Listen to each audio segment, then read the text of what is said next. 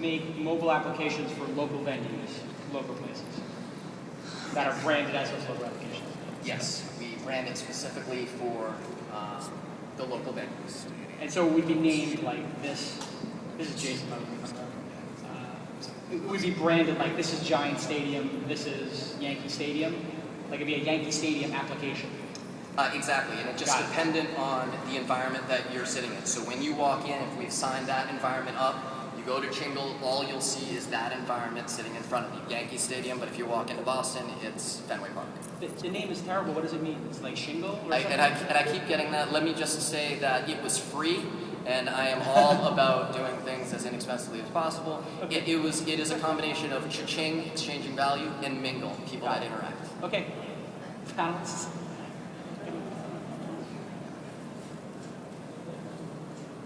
So, I thought it was kind of cool. I wouldn't charge Michigan for it. I mean, $24,000 a year, like, so what? So you're going to do all this work and make $24,000 a year from those guys. It's just a barrier to other stadiums using it. Just make it, what I do is make that free. And then I thought the kind of cool thing was, in specific areas where there are charged SMS, you know, you could really, it's free to use, and then every stadium's using it, but there are particular areas where you've got charged SMS, and you can take a piece of that.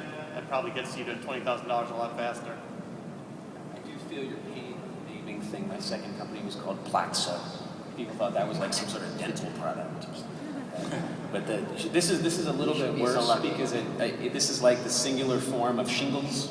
Yes. And that's a skin disorder. I gotta listen to my father. It's just one of them.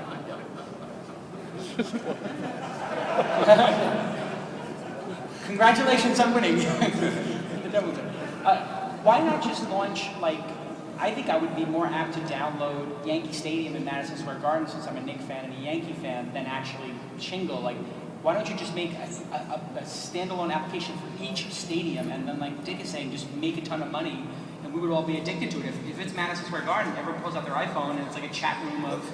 And the better stadiums are actually doing iPhone apps. The Giants Stadium over here, AT&T Park, already has an iPhone app that you can download, and it's quite nice. You can watch live replays on it and stuff like that. So you're going to face competition from the parks themselves. For sure, yeah. The people on our advisory board do not have that particular option today, and are really pushing the technology development, asking for the services that are important to them.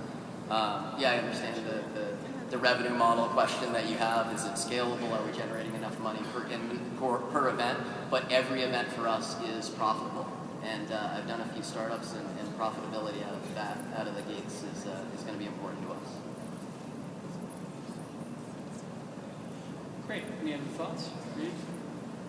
I mean, I like the focus. I think that I would actually not, again, it's a little bit like the freemium stuff, is as much as you could actually get a bunch of people building stuff out and doing it, and then building on top of that, I think you're much more likely to be successful. Great. So let's thank the panel for their great advice, and congratulations, Chyngle, on being one of the winners for the DemoPit. And we're actually up to the final company.